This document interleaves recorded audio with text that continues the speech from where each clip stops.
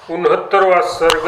शिला की दृष्टि के अंदर प्रवेश और वहां के ब्रह्मा का दर्शन तथा सत्कार पूर्वक बिठाए गए वे वशिष्ठ मुनि से ब्रह्मा जी का संभाषण। शिला के पेट में जगत की संभावनार्थ उसकी सत्ता एवं स्फूर्ति देने वाले अधिष्ठान बुध ब्रह्म को दिखाते हैं। महाराज वशिष्ठ जी ने कहा, भद्र, इसके समस्त जगत एक तरह के अवयव से है, ऐसे सूर्य आदि ज्योतियों से अगम्य तथा चक्षु आदि इंद्रियों का विषय परब्रह्म ही दृश्य सा बनकर स्थित है। वह निरामय परब्रह्म समाधि की दिव्य दृष्टि से देख पड़ता है। ये जगत परब्रह्म की ज्योति से ही प्रकाशित हो रहा है, अतः जगत भी वास्तविक में निर्विकार ब्रह्म स्वरूपी है। पर्वत, नदियां, झरने तथा लोकांतर आदि के जितने ब्रह्म है वे सब उसी ब्रह्म में दिख पड़ते हैं। ये महाकाश रूपी उत्कर्ण दर्पण में प्रतिबिंबित है। श्री राम जी तदनंतर अगाध गति वाली वह विद्याधरी उस शिला के पेट में स्थित जगत में प्रविष्ट हो गई। संकल्प रूप में भी उसके साथ उसके भीतर प्रविष्ट हो गया। श्री राम जी तदनंतर उधमशील तथा परम शोभा वाली वह विद्याधरी वहां के ब्रह्मलोक में जाकर ब्रह्मा जी के सन्मुख बैठ गई और बैठकर मुझसे कहने लगी, हे मुनिश्रेष्ठ, ये मेरे पति है, ये मेरी रक्षा करते हैं। विवाह के लिए उन्होंने ही मन से मेरा उत्पादन किया था। यद्यपि अब ये पुरुष बूढ़े हो गए हैं और मैं भी बूढ़ी हो गई हूँ, तथापि आज तक मेरे साथ विवाह नहीं किया। इससे अब मुझे वैराग्य हो गया है, इन्हें भी वैराग्य आ गया है। ये उस परम पद में जाने की इच्छा रखते हैं जहाँ न कोई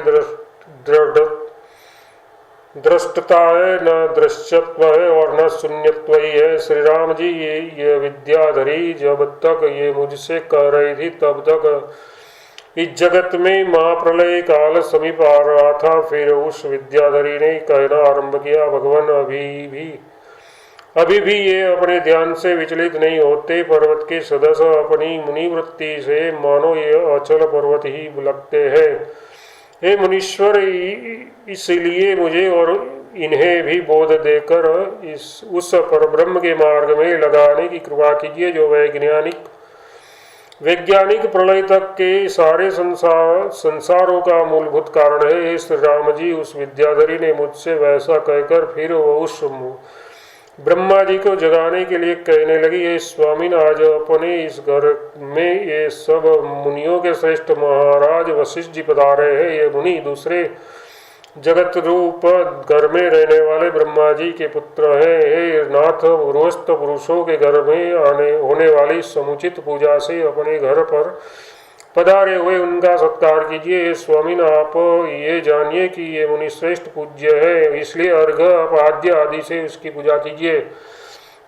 जो बड़े बड़े आपके सदस्य महात्मा हैं उन्हें उत्तम पूजा से प्राप्त होने वाला महाफल ही रचता है। श्री राम जी, जब उस विद्याधरी ने वैसा कहा तब मेघावी व मुनि समाधि से समुद्र में आवर्तक के समान उठे। वे अपनी आत्मा को पहचानने के निमित्त द्रवीभूत हो गए। तदनंतर धीरे से उस नीतिज्ञ विद्वान ने अपने नेत्र उस तरह खोले जैसे मधुमास मतलब वसंत शिशिर में शांत भूमि पर पुष्परूपी अपनी आंखें खोलता है। बाद में धीरे धीरे उसके वे समस्त हाथ पैर आदि अंग अपने अपने ज्ञान को ऐसे प्रकट करने लगे, यानी अपनी अपनी चेतना से युक्त ऐसे होने लगे जैसे वसंत संबंधी पल्लव नवीन रस को प्रकट करते हैं, यानी नवीन रस से युक्त होने लगते हैं।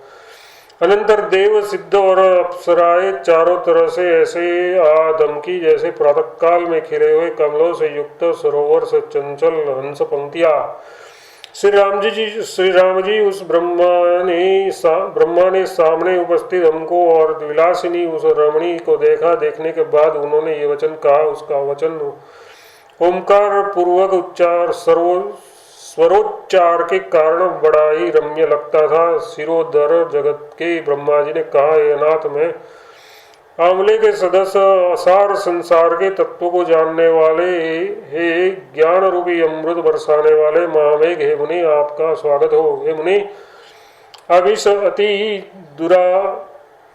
दुराति दुर्गवर्ती स्थान में पधारे हैं, अतः लंबे मार्ग के कारण खूब थक गए होंगे। आप इस आसन पर विराजिए। श्री राम जी उस जगत के ब्रह्मा जी के वैसा कहने पर, हे भगवान आपका अभिवादन करता हूँ। यूं कहते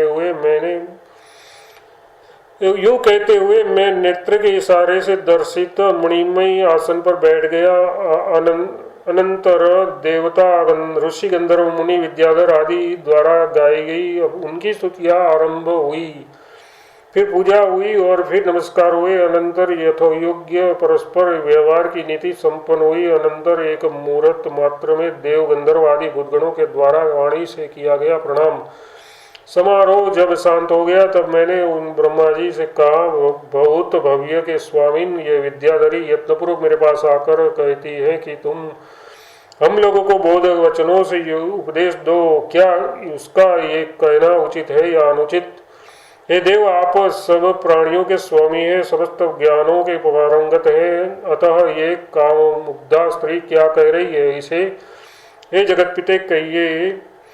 हे देव, आपने अपनी भार्या बनाने के निमित्त इसे क्यों उत्पन्न किया? उत्पन्न करके क्यों अपनी पत्नी नहीं बनाया? फिर यहाँ उसको वैराग्य की ओर क्यों ले गए? आपका आशय ठीक है कि यद्यपि मैं और ये दोनों उपदेश के लिए योग्य नहीं है, तथापि इसने अपनी ही वासना से मुझे अज्ञानी और अपना उपदेशाधिकार समझकर आपसे उपदेशार्थ प्रार्थना की है। तथा यद्यपि मैंने इसके जन्म मात्र का संपादन किया है, तथापि पत्नी बनाने के लिए मैं उत्पादित की हुई हूँ। मैं इनकी भार्या हूँ इत्यादि भी अपनी वासना से ही इसने समझ रखा है। इसलिए वासना मात्र रूप होने के कारण अब मैं जब विदेह कैवल्य को प्राप्त हो करूँगा, तब उसके साथ साथ स्वकल्पित प्रपंच का भी तत्काल ही प्रलय हो जाएगा। यूँ विस्तार के साथ उत्तर देने की इच्छा से कहते हैं, अन्य जगत के ब्रह्मा जी ने कहा, हे मुनि, आप सुनिए, मैं जैसा वृत्तांत है वैसा ही आपसे कहता हूँ, क्योंकि सज्जनों के सन्मुख जैसी घटना घटी हो उसे अवश्य पूरी तरह कहनी ही चाहिए। सबसे पहले उपोद्घाट संगति से अपहित ज्ञान, वैराग्य, ऐश्वर्य और धर्म, ये चारों जगदीश्वर के साथ साथ ही सिद्ध है। अप्रतिहत ज्ञान, वैराग्य, ऐश्वर्य और धर्म, ये चारों जगदीश्वर के साथ साथ ही सिद्ध है। इस पुराण प्रसिद्ध के अनुसार अपनी उत्पत्ति के संबंध में तात्विक परिज्ञान बताने के लिए तथा अपनी उत्पत्ति का स्वरूप बताने के लिए कहते हैं, महाराज वशिष्ठ जी, ऐसी एक कोई मुख्य वस्तु है जो अज, शांत, अजर तथा त्रिकाल में बाधित नहीं होने वाली है। इसी का नाम चित्ती है। इस चित्ती के एकमात्र प्रकाशन स्वरूप से मैं उत्पन्न आविर्भूत हुआ हूँ। उक्त तत्वज्ञान से बाधित अपनी उत्पत्ति और अपना नाम आपके लिए कैसे सिद्ध हो सकता है? इस पर कहते हैं, भद्र, मैं चिदाकाश स्वरूप ही हूँ, सदा अपने ही स्वरूप में स्थित हूँ और व्यवहार करने वाली प्रजा के सर्ग के उत्पन्न होकर स्थित हो जाने पर उनकी दृष्टि से मेरा नाम स्वयंभू होता है। तात्विक दृष्टि से तो न मैं उत्पन्न हुआ हूँ और न कुछ देखता ही हूँ, सभी प्रकार के आवरणों से निर्मुक्त होकर चिदाकाश स्वरूप में चिदाकाश में ही स्थित हूँ। तब हम दोनों तत्वज्ञानियों का परस्पर जो प्रश्नोत्तरादि व्यवहार हो रहा है वह कैसा है? इस पर कहते हैं, भद्र, जो ये तुम मेरे आगे हो और तुम्हारे आगे मैं हूँ, तथा ये जो अपना परस्पर प्रश्नोत्तर रूप संभाषण है वह तो उस तरह का है जिस तरह का कि एक ही समुद्र में एक तरंग के आगे दूसरा तरंग हो और वही एक समुद्र तरंगों द्वारा परस्पर आघातों से ध्वनि करता हो। ये मेरा सिद्धांत है। भद्र, इस प्रकार समुद्र से जनित तरंगों के सदस्य थोड़ी मात्रा में कल्पित अपनी और दूसरे की दृष्टि से देखे जाने वाले भेद रूप तथा समयवश अपने स्वरूप के थोड़े से विस्मरण के कारण अस्वच्छ स्वरूप हुए चिदाभास रूपी मुझ में जो स्वभाव से मैं और मेरी वह वासना ही इस कुमारी को और तुम्हें अन्य सी भासती है। परंतु मुझको तो अन्य ही वासती है। वह वासना हम दोनों पुरुषों की दृष्टि से उदित है और उदित नहीं भी है। अपनी दृष्टि से आप कैसे हैं, इस पर कहते हैं भद्र, मैं तो अविनाशी सत्ता वाला हूँ, क्योंकि मैं कभी उत्पन्न नहीं हुआ हूँ। आत्मरूप में अपने स्वरूप में स्थित हूँ। स्वभाव से ही मेरा आकार अविनाशी है। मैं स्वात्मा राम तथा स्वयंभू प्रभु हूँ। जब आप ऐसे विशुद्ध है तब ये मैं कैसे उत्पन्न हुई और असल में ये कैसे है क्या, इस पर कहते हैं हे वशिष्ठ जी, उक्त विशुद्ध स्वरूप मुझको पूर्व के अहंकार के संस्कार से उत्पन्न स्मृति जैसी जो हम भाग भ्रांति जगत स्थिति और वासना हुई, उसकी अधिष्ठात्री देवता ही शरीर रूप होकर स्थित है। भद्र, ये वासना ही अधिष्ठात्री देवी बैठी है, न तो ये मेरी गृहिणी है और न गृहिणी के निमित्त से इसका मैंने उत्पादन ही किया है। तब ये आपको अपना पति क्यों कहती है, इस पर कहते हैं क्योंकि यही भीतर की समस्त जगत की वासना है। इसलिए अपनी वासना के आवेग वश से ये मैं ब्रह्मा की पत्नी हूँ, इस तरह की भावना को अपने ही मन की इच्छा से प्राप्त हुई है और उसे प्राप्त कर निरर्थक ही अत्यंत दुख को प्राप्त हो गई है। 69वां सर्ग समाप्त।